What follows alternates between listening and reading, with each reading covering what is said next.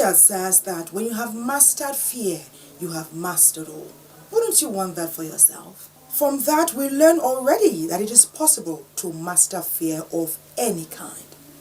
Phobia is an unreasonable fear or anxiety towards an object, a person, or even a space.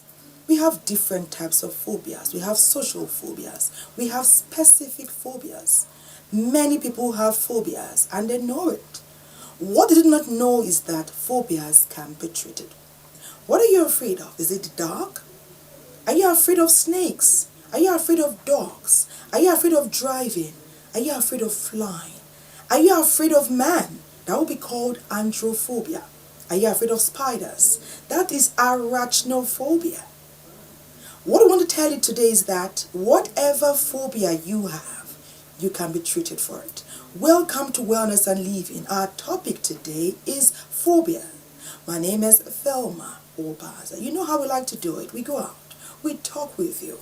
What are your fears? Are you willing to share? Would you like to get better? We spoke with you. You told us some things. Let's listen together.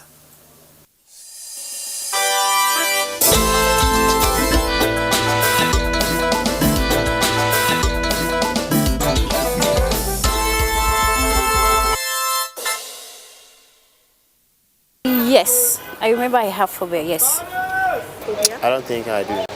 As a man, I don't fear anything. Whatever comes to me, I'll face it.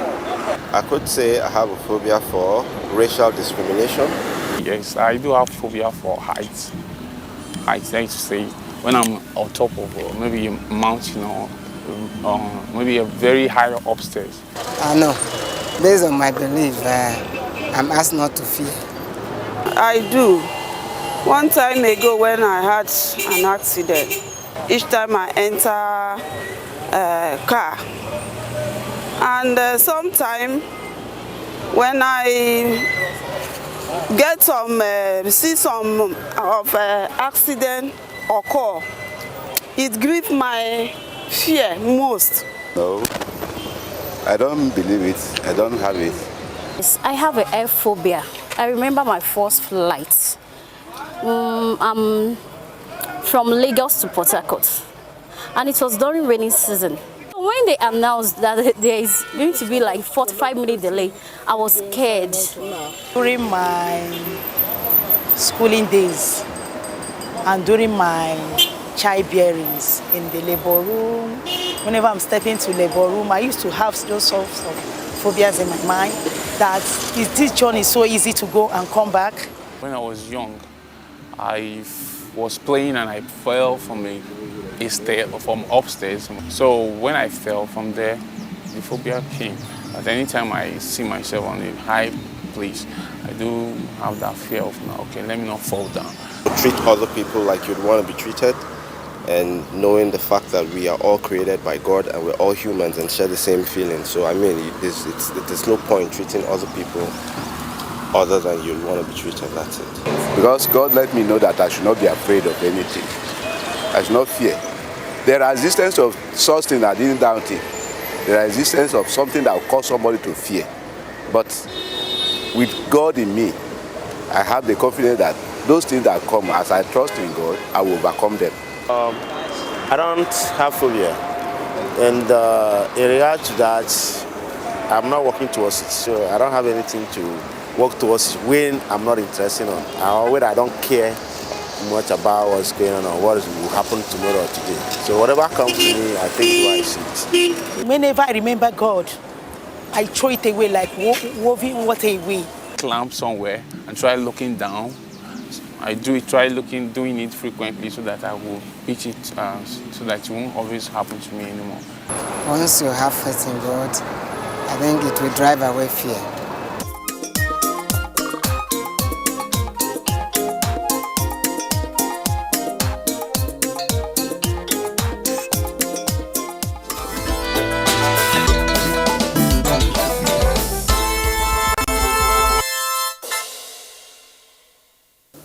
It's all right to be afraid some of the time.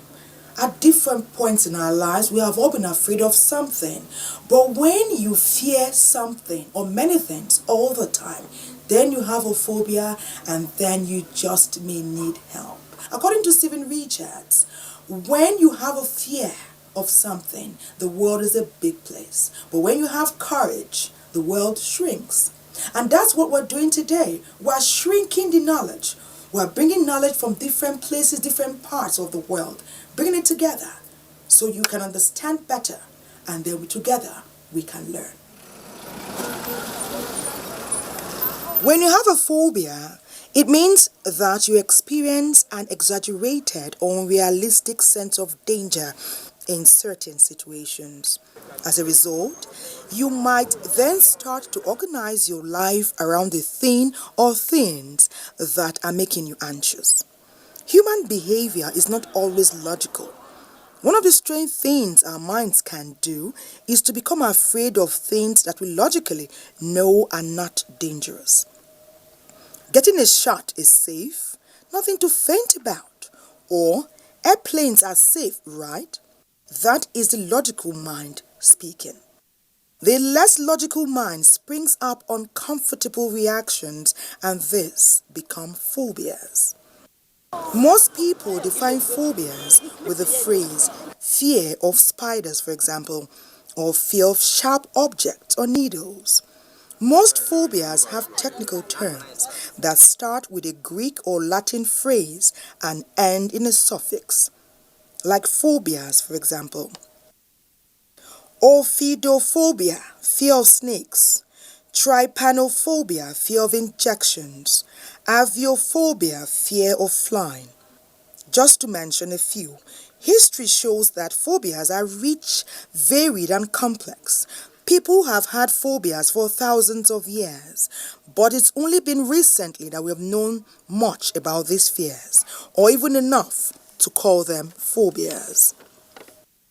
The first written reference to phobic problems that we have is in the works of ancient Greek physician Hippocrates from 470 to 410 BCE.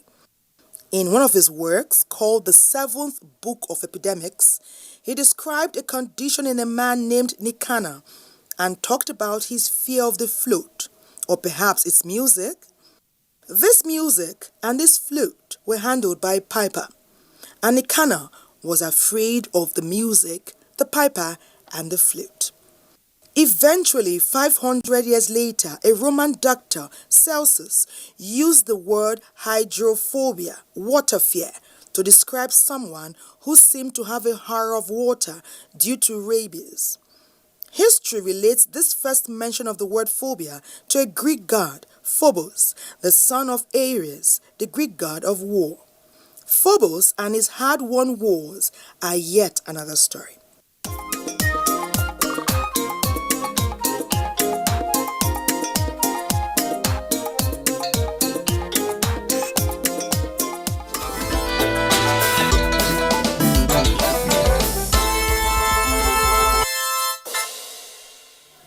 Do you know that fear can make a moth seem like an elephant? Can make a millipede look like a snake? Can make a lizard look like an alligator? It can turn a small problem into a mountain. It can make a lake seem like an ocean. That is why you need to attend to it, because when you fear something consistently, every day, every time, it limits your progress. It limits your ability to take positive steps, and then you must get more information about treatment. That's why we're talking with Dr. Ebuka Agbo. He goes into detail about the different types of phobias that there are out there. There are so many you wouldn't believe, and it tells us that message of hope that you need to hear. Treatment is available, it is possible, and you can get it.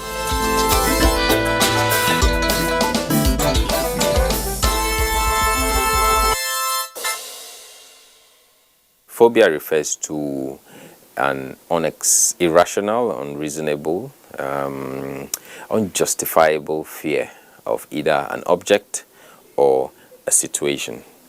So that limits the person's ability to function either in work or play as a result of avoidant behaviors or abnormal reactions when exposed to those triggers. It's quite a common condition worldwide, and if you look at epidemiologically, the prevalence in Nigeria, there are different studies that talk about between 10 to 20 to 30%.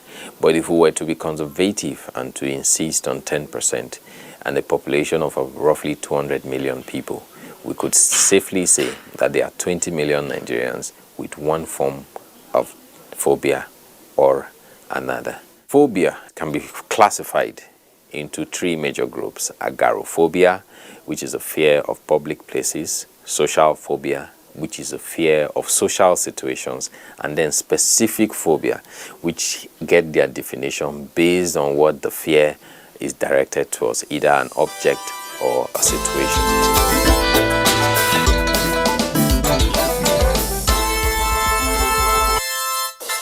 The cause of phobia, it's a bit controversial. It's not been clearly delineated. However, you have people with different opinion of how it has emerged. Some people have noticed that phobias may be more common among certain family groups. So they have postulated that there's maybe a genetic or a hereditary risk associated with the emergence of phobia.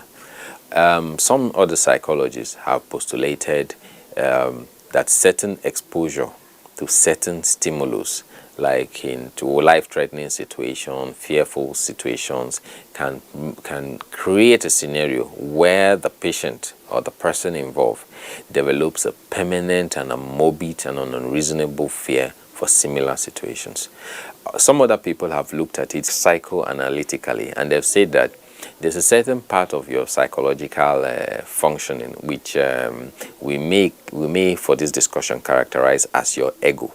So when there is some level of conflict between your ego and your desire to express some activities or behavior that should otherwise have been inhibited, your ego goes into an excessive drive, and that excessive drive, which is kind of protective, would manifest as phobia. So as you can see, the in terms of etiology, it's mainly hypothetical, but there are different postulations on why it has emerged. Looking at it further, women appear to be more at risk. So some people have talked about their psychological constitution, some have linked it up to hormones, but again, it's a bit controversial.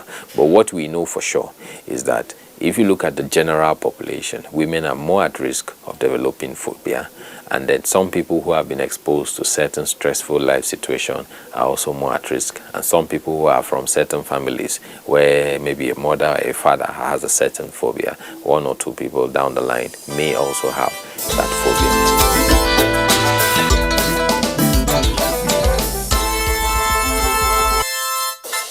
In terms of manifestation, again, the manifestation of the phobia will depend on the type of phobia.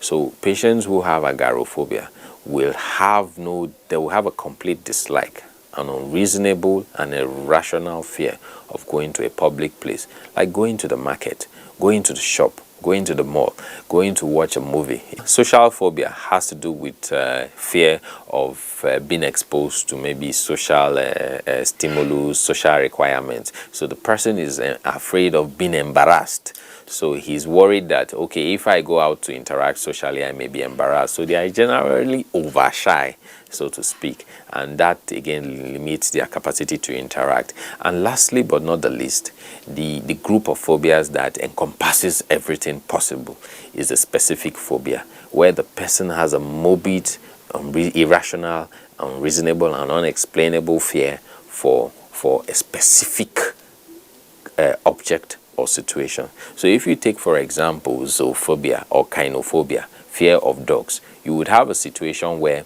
someone sees a puppy and is scared of a puppy because the puppy is a dog.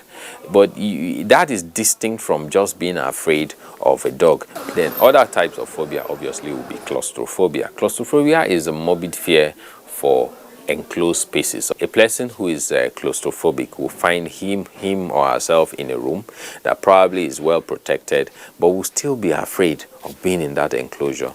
Another fear obviously is the fear of heights, which is acrophobia. We all have a certain level of fear of heights, but the acrophobic person, upon getting to the height, will be so scared and it would prevent and incapacitate him. He may not even be able to come down from the height. Another phobia is aerophobia, the fear of flying, either by planes or by helicopters, as the case may be. That again can be incapacitating. Imagine you are the top executive of a company and you are having a retreat with some of your friends or colleagues, and everybody gets on the plane, but because of aerophobia, you're unable to. That typifies the situation of aerophobia. And ophidophobia, which is a morbid or reasonable fear of snake. This encapsulates a critical percentage of phobias. But again, you name the condition, there can be a phobia. The list of phobias are completely inexhaustible.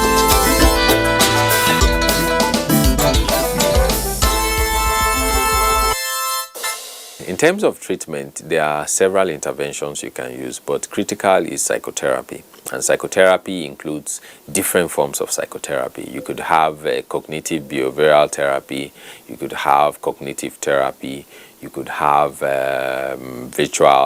visual exposure therapy, and a couple of other therapies. The idea is that you are either exposed to those conditions that trigger phobia, and you are able to you are desensitized from developing some of those symptoms.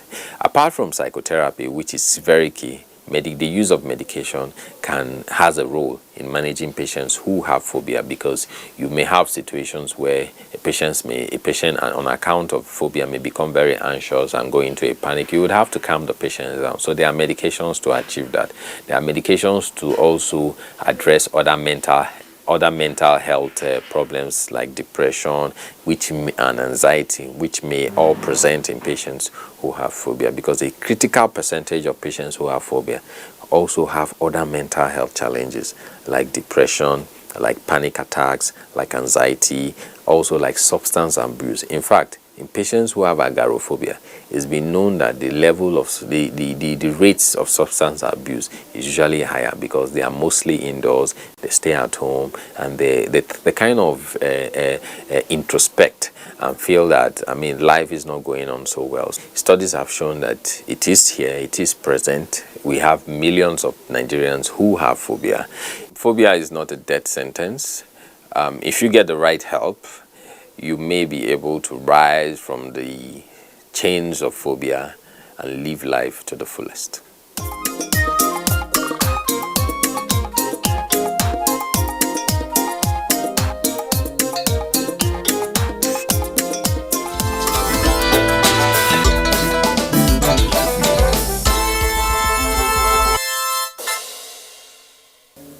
In this splendid place called life, where we are all making a mark in our different endeavoral pursuits, it's beautiful when you have experiences that make you smile. It's even more beautiful when we can make these experiences by ourselves, how we want them, when we want them, and prolong it for as long as we want. I had a beautiful experience with golf some time back, and I'm prolonging it so you can partake of it. Eluka and Nene squealed with joy, and we captured it. What would you think if you went to the golf course and you saw a rag and a sandbag? Would it make meaning? Well, you shouldn't miss this.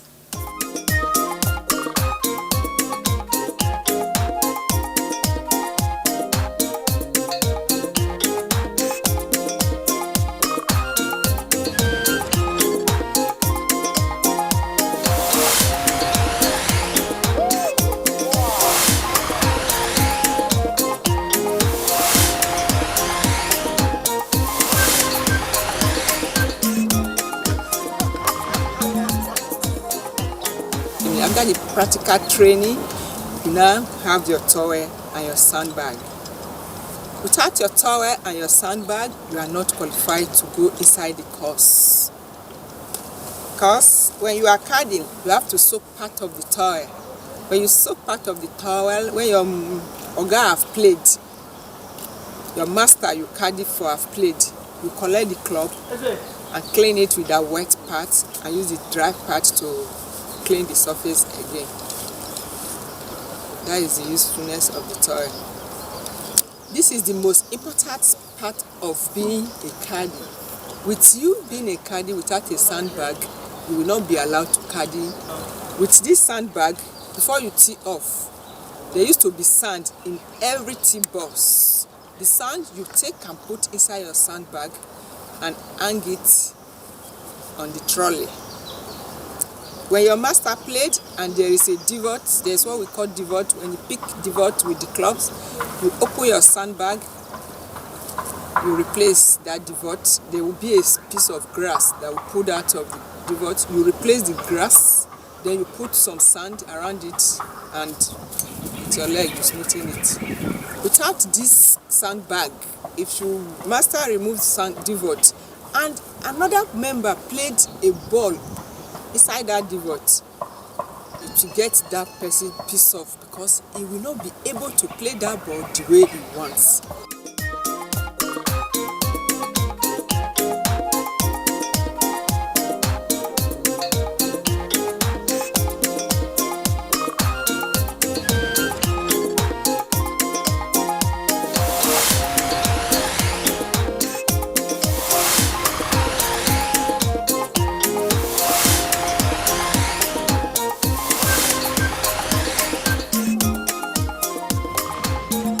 I was competing with my friend, and one person needed to go to take honor, and we're almost scoring the same thing. So when he missed his spot, I told myself I wasn't going to miss mine, and luckily for me, and I sang the ball into the hole, so I was excited. A lot of transmutation comes with golf. For me, I look at golf as life. I use it to nurture my attitude, imbibe patience and skills, decision taking and everything. It's not for lazy people, because by the time you play 18 holes, you must have gone like 7 kilometers. I don't think it's for lazy people. In fact, you exert a lot of energy playing golf. That's what I feel.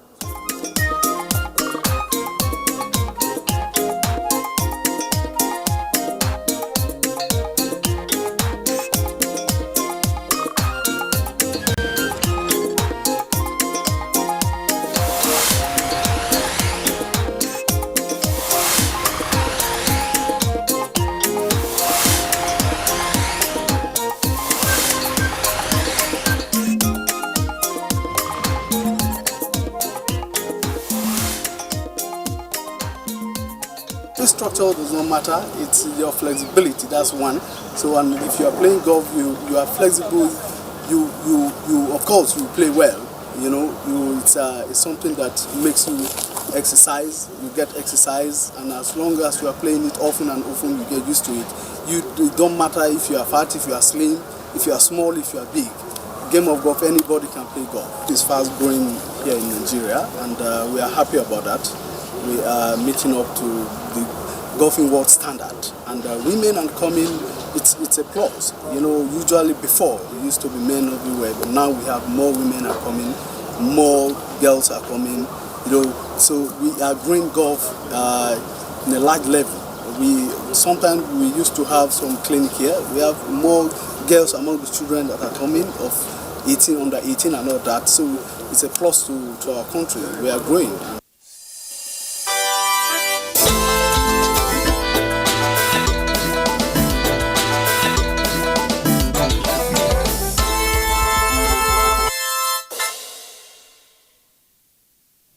What is that irrational fear that has dogged your existence for so many years, right from when you were young? We're talking about phobias today, different fears we have. Some people fear the dark, some fear flying, some fear driving, some have a fear of wild animals. Conquer your fear so you can begin to enjoy life as you ought to. And that's the journey we're beginning for you today. Telling you about phobias, going in depth to tell you that research is being done even as we speak to ensure that you get treatment. Find the help that you need. do spend time with us on our social media handle. We want to continue the interaction and communication. It is Wellness and Living at Nigerian Television Authority. I'd love to spend loads of time with you, but I've got to go now. So we get ready for another interesting area that you can have fun with and learn from. My name is Thelma Obaze. It's been a pleasure spending time with you. Let's do it again. What do you say to that? Bye-bye.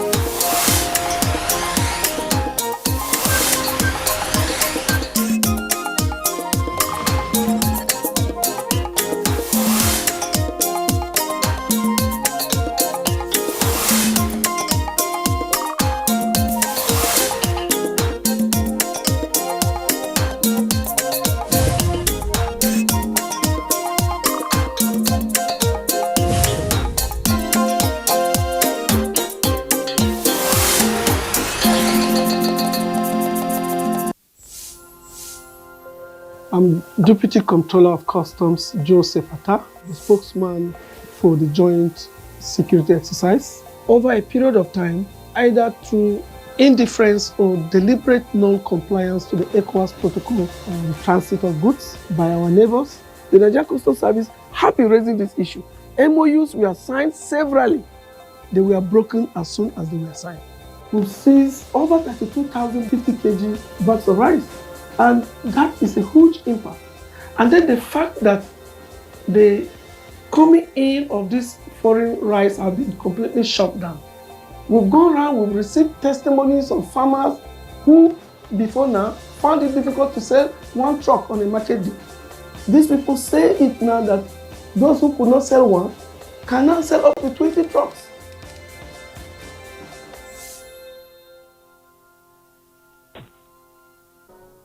Abuja, Nigeria's federal capital city, nestles within gently rolling hills.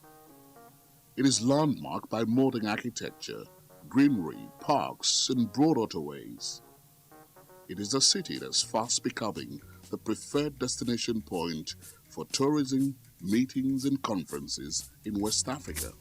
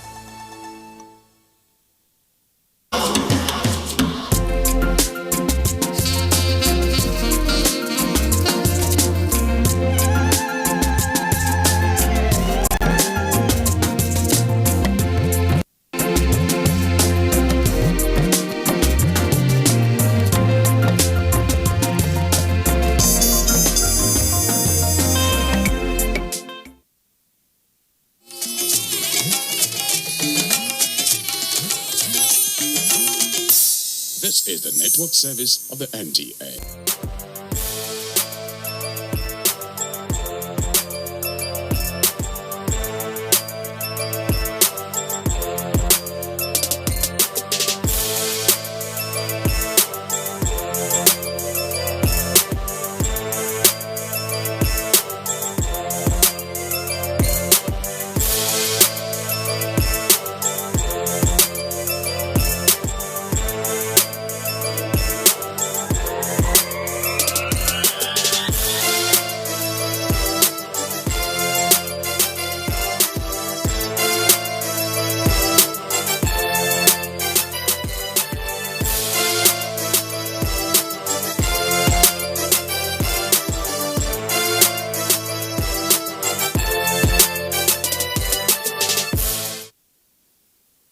A baker's dexterity in cake making and decoration knows no bound, and any children's celebration is an opportunity to spark excitement in these little angels.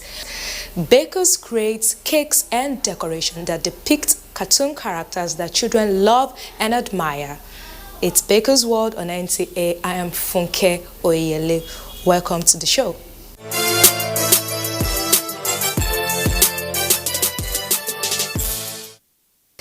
On today's episode of Baker's World, our baker will create an amazing children's celebration cake. It will be beautifully decorated for your viewing pleasure. Also, on today's episode, we'll have a guest baker who has been in the business for over 2 decades. She will be sharing her experiences with us and lots more. It's really going to be an insightful package, so don't go anywhere.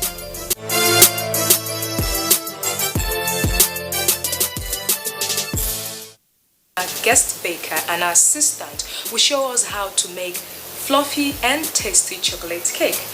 I'm sure you don't want to miss this chance, so sit back, relax, and enjoy it. Well, are you ready? Sure. Let's get started. Thank you.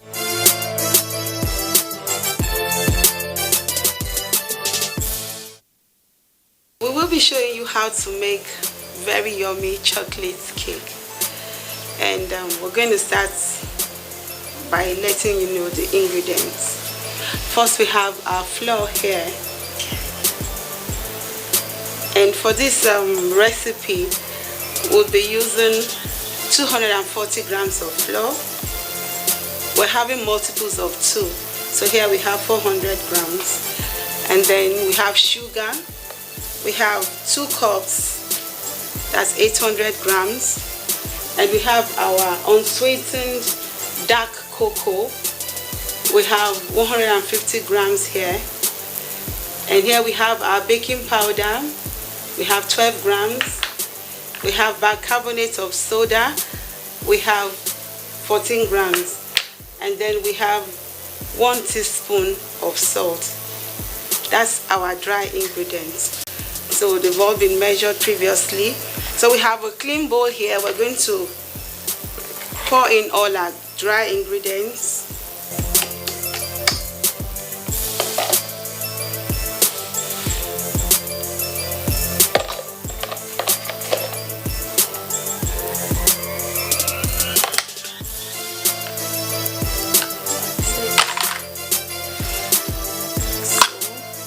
And then with your balloon whisk, you mix everything together.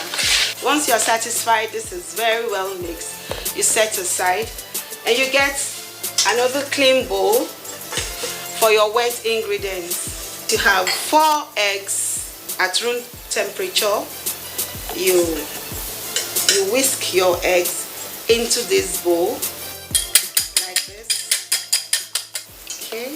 You empty it into the bowl. Thank you. You have your vegetable oil, and then we have our vegetable oil. It goes into the egg, like so. And then you have your milk. Here we have 2 cups of milk. That's 480 mils of milk. It also goes there. You can have all your wet ingredients in the same bowl. We have our hot water. So it goes right into this mixture. And then now you have your vanilla extract. You have 3 teaspoons. Goes right into it as well. And then you whisk everything together like this. And that's it. Now you get your dry ingredients. You now make a well in the center of the bowl and you add your wet ingredients.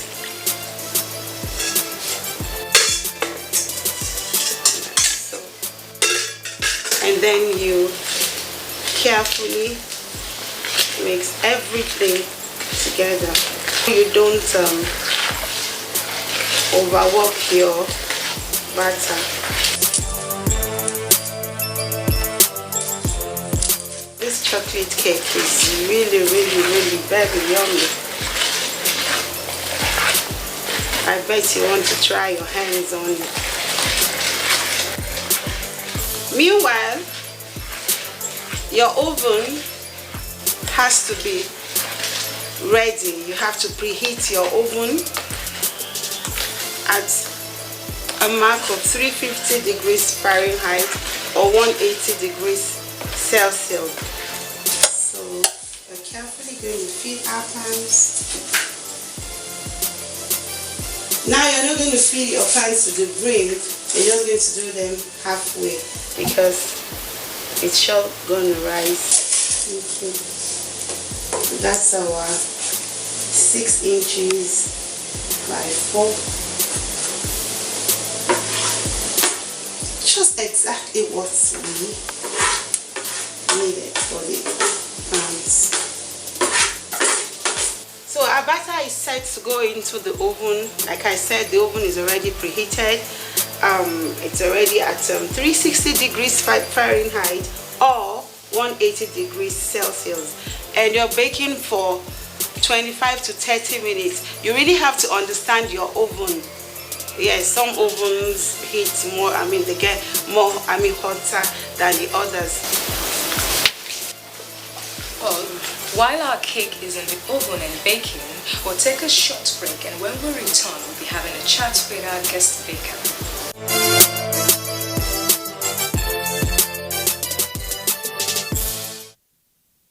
The taste of your cake is what will keep your customers. Now, the way your cake looks, that is the decorated one, is what will attract your customers. So you have to take everything with every measure of seriousness. Feikemi Arolashafe, a native of Ondo State, was born on March 27th to the family of Pa Pius Akimpelumi and Madam Modupe Akimpelumi. Feikemi attended St. Teresa's Primary School from 1975 to 1981. She began her secondary education at Naraguta Grammar School in Jos from 1981 to 1985. After her graduation, she proceeded to the University of Jos, where she majored in zoology. Feikemi's passion for cake making started when she was just a young girl. She nurtured this passion all through her adulthood. Her curiosity pushed her to attend various training to become a professional baker. In her pursuit to become diverse in her creativity, she traveled beyond the shores of Nigeria to further her training. Today, Feikemi has grown her business into a household name in the baking industry. She is married to Mr. Benga Arolashafe and blessed with 5 children. Join us as we have a chat with the savvy businesswoman Feikemi Arolashafe.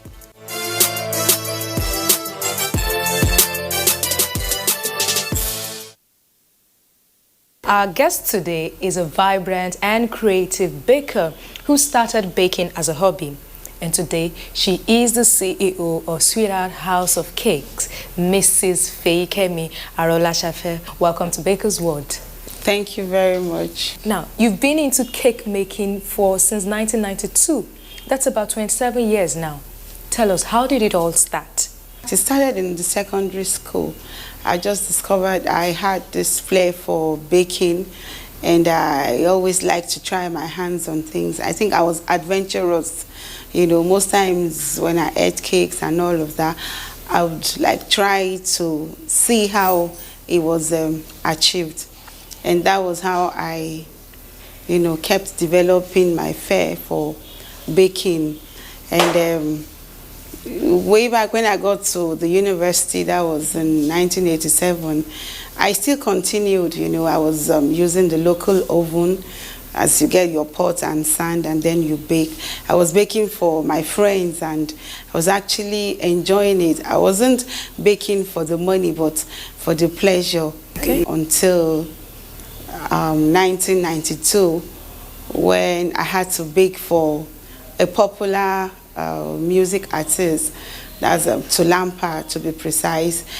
And I took up the challenge, and then I was able to, bake the cake, and that was it.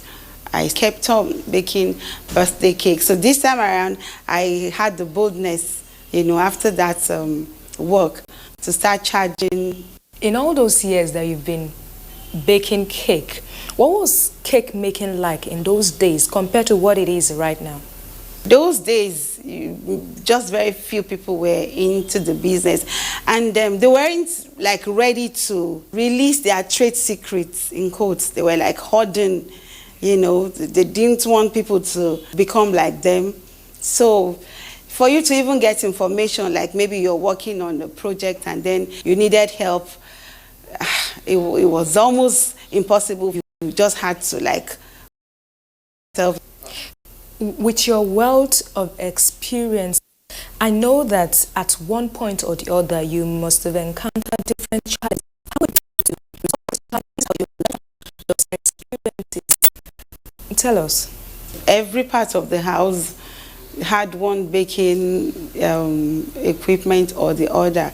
So I actually started baking from the house. Of course, that's a little bit of a challenge, because you actually need an outfit, to display your work and all of that. But I was able to conquer the issue of maybe getting customers because of structure and all of that. My work was good, so it was actually advertising. It was a source of advert for me. You understand? The structure would have been a very, very big problem, but thanks goodness, the taste was good. How have you been able to balance it all together, from family to business and even your social life? For you to be a successful baker, passion is what will actually push you,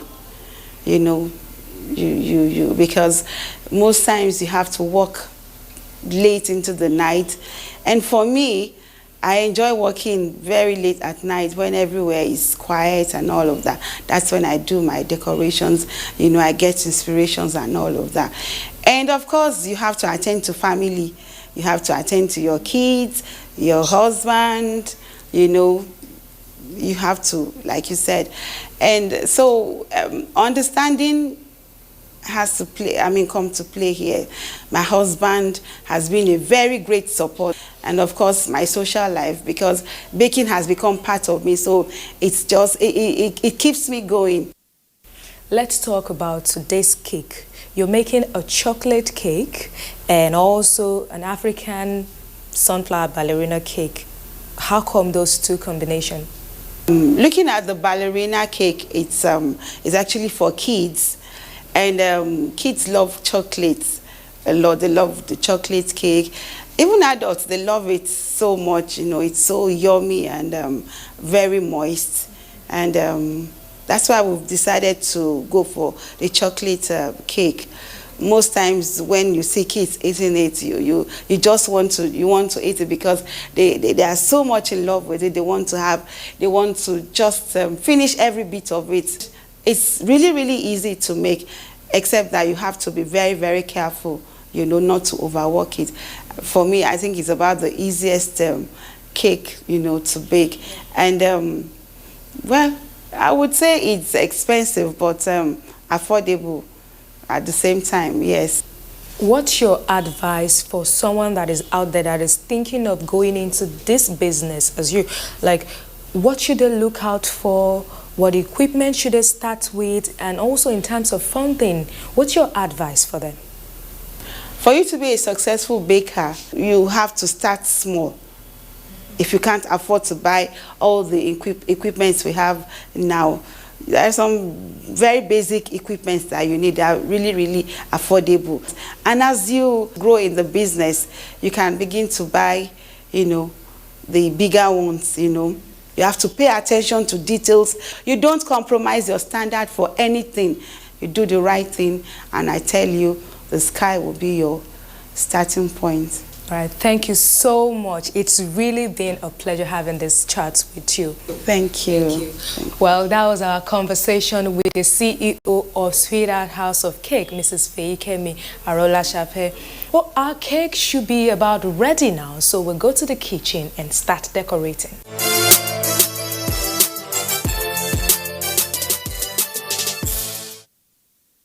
While we're waiting for our cakes to chill a little bit, we're going to work on our fondant. Now, you could either use your icing sugar to roll or the shortening, the white vegetable shortening.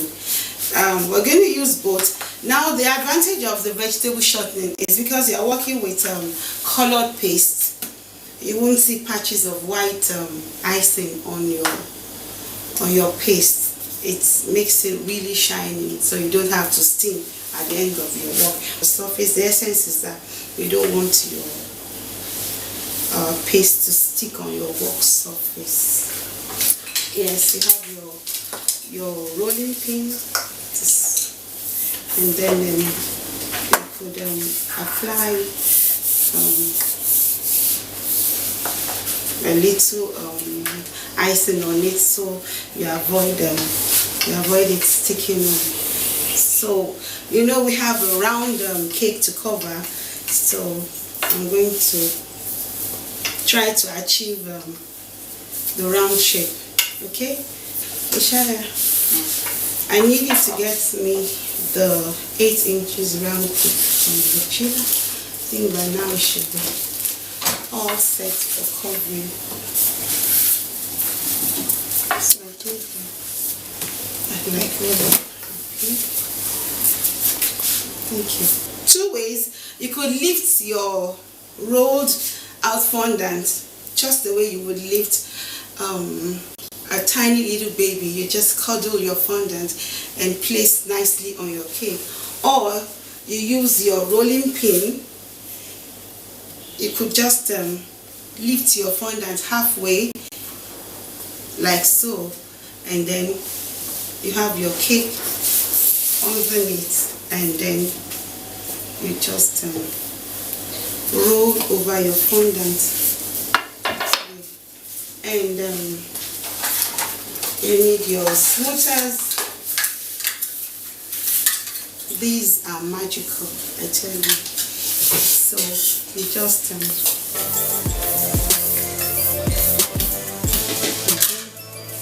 easily lift, and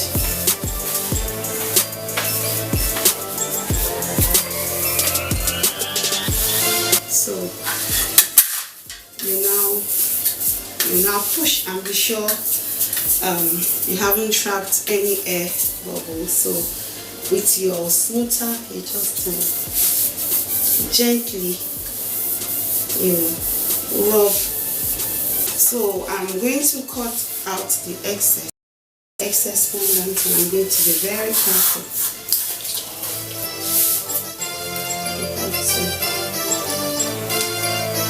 So the next thing we want to do now is we want to stack these cakes.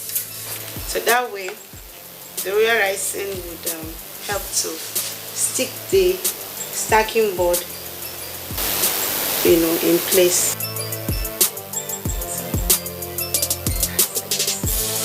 And you want to be sure it's minimum 5 inches. Okay, this is less than that, so we need to stretch a bit.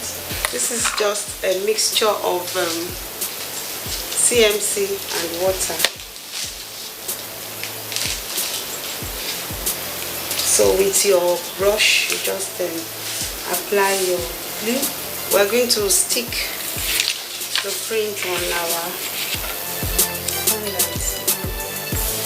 You have to be extremely careful to be sure that you see why you have to be sure that you have your correct measurement.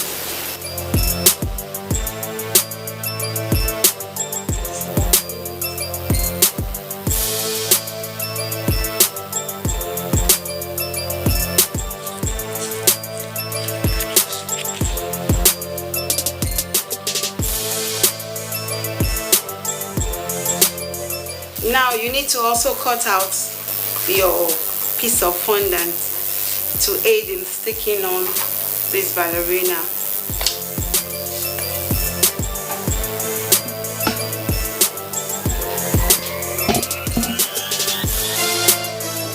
So you are applying your royal icing behind. You need to be careful not to allow it go above the bands. So I'm placing it that way. We have our royal icing, golden yellow, the color of her skirt. We have it already in the bag. We're just going to follow the pattern on her skirt, and we'll pipe on them. That's it.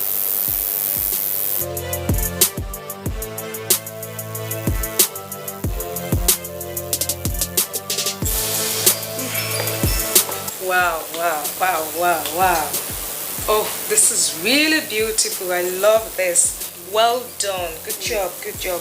Well, all of this is not complete yet until I have a taste of it. So, can you cut me a slice? Oh, sure.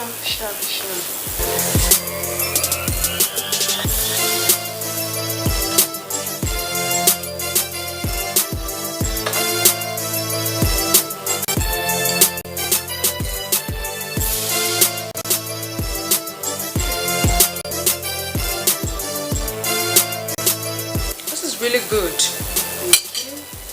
You know, I can really feel the taste of the cocoa there. Thank you. Well done, well done. Thank you.